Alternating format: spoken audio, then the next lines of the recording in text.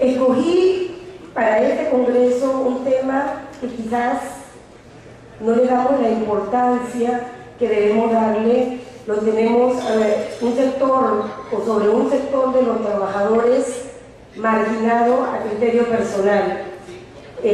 Hablamos de trabajadores domésticos y quizás sabemos que existen, forman parte de nuestra vida, estoy segura de cada uno de los que estamos aquí, pero no conocemos a fondo las condiciones en que se encuentra la regulación de los mismos. Así que voy a tratar de, en la medida de lo posible, en el tiempo que se me tiene dispuesto, hablarles un poquito de la actualización en este tema de este sector de los trabajadores domésticos. Breve historia sobre la temática. El trabajo doméstico ha sido considerado históricamente muy ligado a la esclavitud, al colonialismo y otras formas de servidumbre. En la actualidad engloba ¿qué cosa? El conjunto de labores del hogar, cuales yo creo que somos conocidas por todos nosotros: limpieza de la vivienda, preparación de alimentos, limpieza, cuidado de ropa, cuidado de niños, entre otras. Normalmente ese trabajo lo desarrollamos las amas de casa, las mujeres del hogar, ¿verdad? Pero de igual forma es desarrollado en la mayoría de los casos por personas que nosotros contratamos para realizar esa actividad, a los cuales se le denomina servicio doméstico. Nuestra legislación en el Código de Trabajo, específicamente en el artículo 230, describe y limita cuáles son las funciones que desarrollan los trabajadores domésticos y precisa que son aquellos que prestan en forma habitual y continua el servicio de aseo, asistencia u otros propios del hogar de una persona o de miembros de una familia, y de este concepto se desprenden tres características básicas. Primero, que el trabajo sea prestado en el ambiente familiar a personas de una familia. No estamos hablando, por ejemplo, de ese servicio de limpieza, de mantenimiento que desarrollan ciertos grupos de personas en empresas, sino que dentro de la condición que establece esta normativa es que debe desarrollarse en el hogar. Otra característica que se deriva de este artículo, que del servicio prestado no se obtenga por parte del empleador un resultado lucrativo, es en beneficio de las personas que habitan en el hogar. Otra característica es que la prestación tenga por objeto actividades propias del hogar que ya mencionamos. El Código de Trabajo establece en solamente 2 artículos, bajo el título de contratos especiales, el capítulo se denomina de los trabajadores domésticos, esa regulación especial sobre este sector de la clase trabajadora. Solamente 2 artículos, los cuales a criterio personal no le brindan a este sector las mejores garantías si lo comparamos con el resto de las prerrogativas que se encuentran contenidas en la norma laboral. Situación que no solo ocurre en Panamá, esto es en la orden mundial. Es por ello, y con el único objetivo de hacer conciencia de la necesidad que tenemos en nuestro cuerpo de leyes laborales de adecuar lo que ya fue objeto de estudio por muchos años por la Organización Internacional del Trabajo. Y esto se hizo, ¿verdad?, finalmente un consenso mediante aprobación en el convenio 189, adoptado el 16 de julio del 2011, que se denomina Convenio sobre las trabajadoras y los trabajadores domésticos, haciendo conciencia de la necesidad que hay de adecuar en la actualidad la regulación sobre ellos. Antes de entrar propiamente en el tema, y para docencia de todos, quiero establecer que la Organización Internacional del Trabajo tiene una gran importancia, una gran relevancia en todas las normativas a nivel mundial en materia laboral. Dentro de las funciones principales de esta organización puede destacarse la adopción de convenios, las recomendaciones y resoluciones generales. La OIT ha prohijado 189 convenios internacionales sobre abundantes temas laborales, entre los cuales podemos señalar colocación de trabajadores y formas de contratos de trabajo, condiciones de trabajo, infortunios laborales, seguridad social, el derecho a la asociación y sindicación, estadísticas laborales, el trabajo de mujeres, el trabajo de menores, entre otros. De esos, Panamá ha ratificado 77 convenios de la OIT, y estos tratan sobre todo sobre el trabajo marítimo, tratan sobre los derechos humanos hacia la clase trabajadora, sobre el empleo, política social, condiciones de trabajo, seguridad social, trabajo de indígenas, ¿verdad?, etc. Los convenios de la OIT son tratados adoptados por la Conferencia Internacional de Trabajo, los cuales se encuentra compuesta por delegados de gobiernos, trabajadores y empleadores de 183 países, dentro de los cuales Panamá forma parte. ¿Qué podemos decir de estos convenios de la OIT y específicamente el que es objeto del tema que estoy desarrollando, el convenio 189, que ofrece una protección específica a los trabajadores y trabajadoras domésticas? Establece los derechos y principios básicos y exige, que es lo más importante, a los estados tomar una serie de medidas con el fin de lograr que el trabajo decente sea una realidad para ellos. Porque, como les manifesté al inicio, lastimosamente, históricamente, el trabajo doméstico no ha sido visto como el más garantista de los derechos fundamentales de las personas que lo desarrollan. Entrando propiamente a lo que es este convenio 189, el mismo establece el concepto de trabajador o trabajadora doméstica. ¿Y qué dice sobre ello? Dice el convenio: una trabajadora o un trabajador doméstico es toda persona que realice el trabajo doméstico dentro de una relación de trabajo. Una trabajadora o trabajador doméstico puede trabajar a tiempo completo o tiempo parcial. Puede ser empleado por una sola familia o por varios empleadores, y puede que resida en la casa del empleador, o puede ser que realice su actividad y luego va a su casa, a la habitación personal. Sobre ello, debo manifestarles que existe bastante coincidencia en lo que se encuentra regulado, lo que tiene el convenio 189 sobre la noción de trabajador y trabajadora doméstico, con lo nuestro. También hace una conceptualización de lo que se entiende por empleador o empleadora, y dice: lo considera como aquel miembro de la familia para quien se realiza el trabajo, o una agencia o empresa que emplea a trabajadoras y trabajadores domésticos y los pone a disposición de los hogares.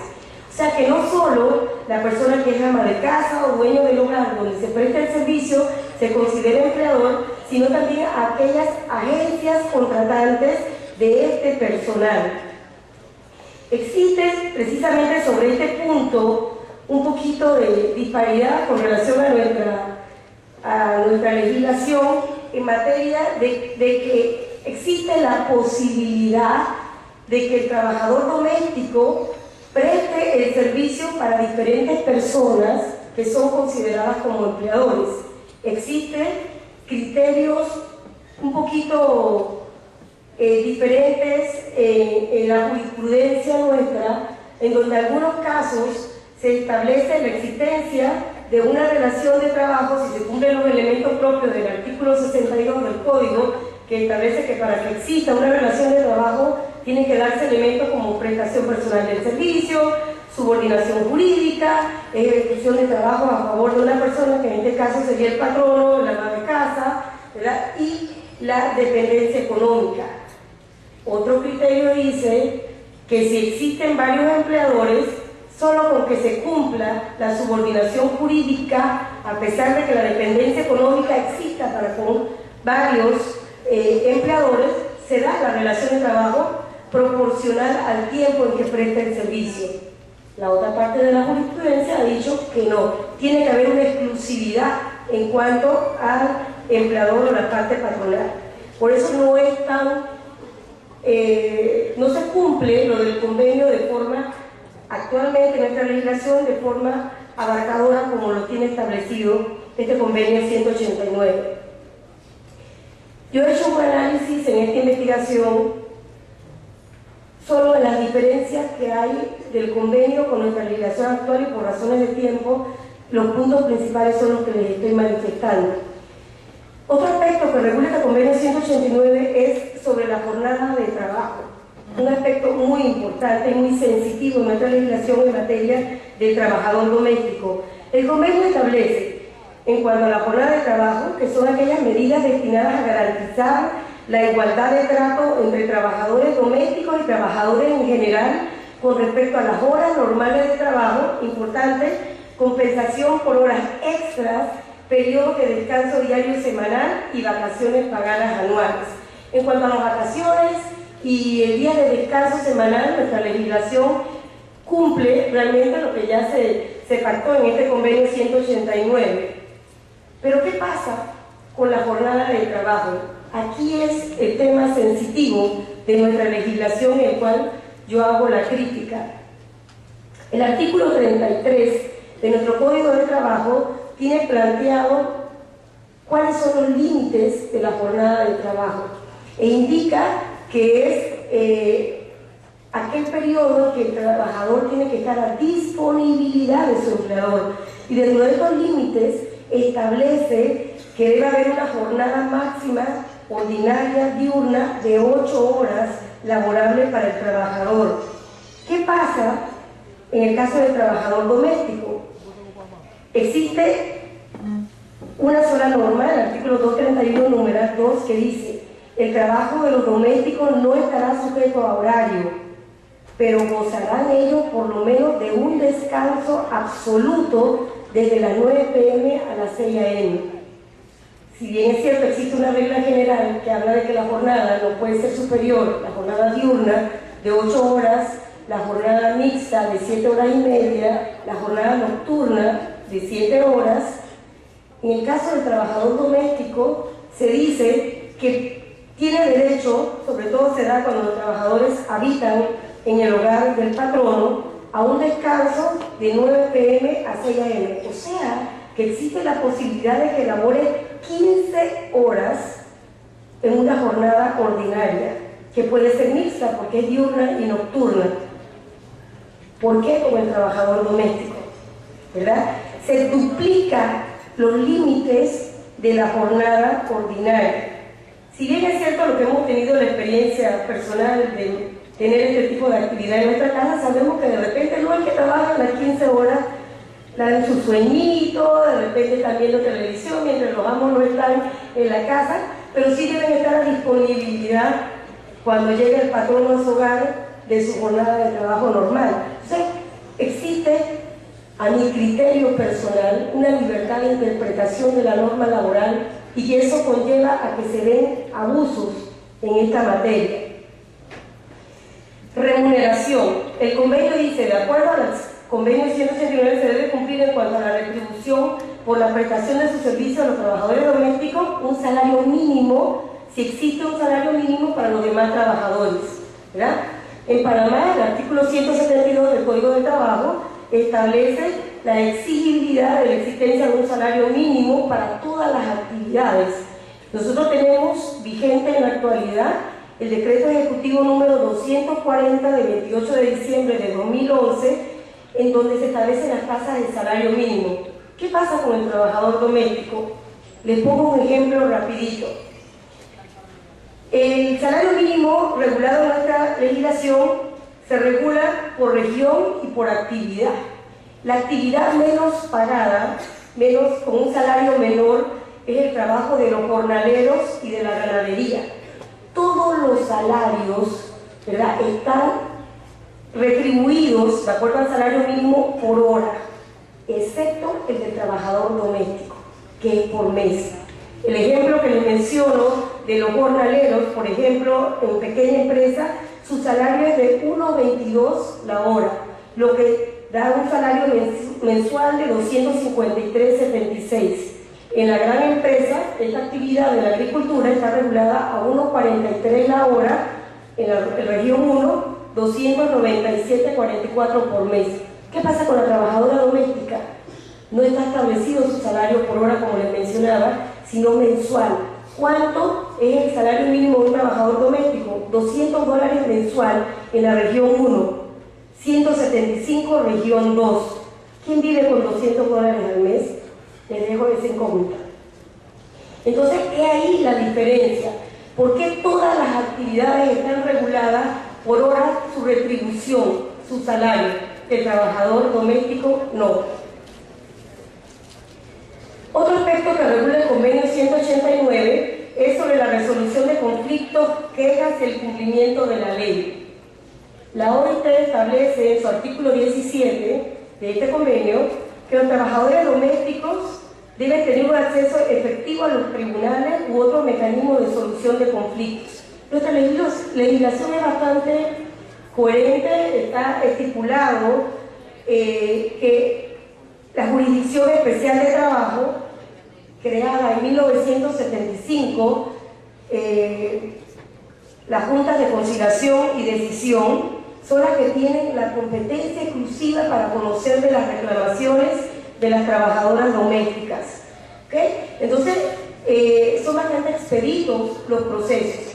El conflicto, diría yo, quizás la confusión en esta materia radica que, si bien es cierto, la Ley 7 del 25 de febrero del 75, que regula las juntas de conciliación y decisión, les da competencia exclusiva sobre los trabajadores domésticos, deja a un lado lo que es el trámite de los procesos que tienen que ver con fuero de maternidad, ¿verdad? Todos los trámites de las trabajadoras domésticas que estén protegidas por el fuero de maternidad deben conocerse en los juzgados seccionales de trabajo.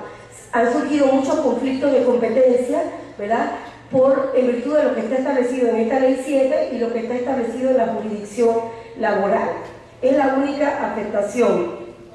También, otro aspecto que contempla el convenio 189 y que ha traído un poquito, o debería ser considerado en nuestra legislación, es lo que tiene que ver con las agencias de contratación de las trabajadoras domésticas.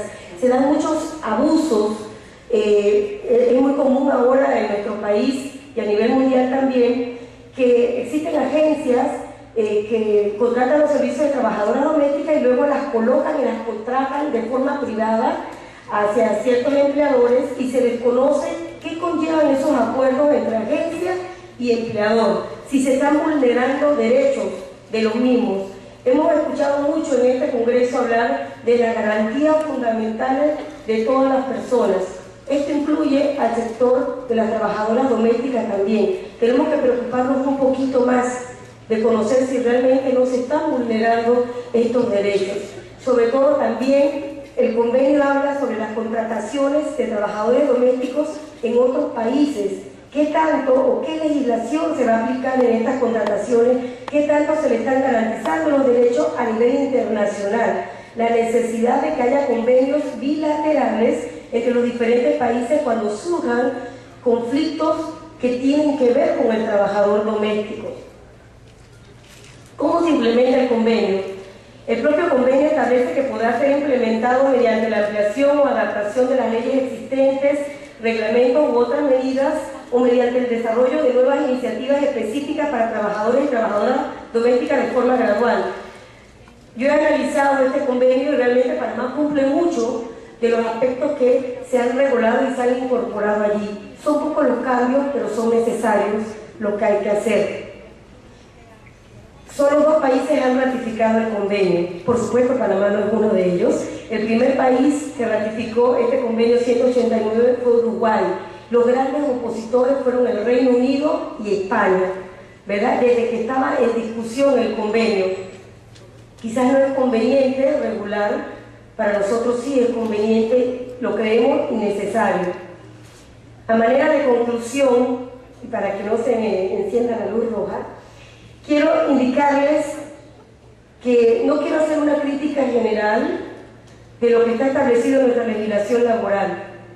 Se han dado grandes pasos para regular este sector trabajador que ha sido marginado históricamente, pero debemos avanzar mucho más.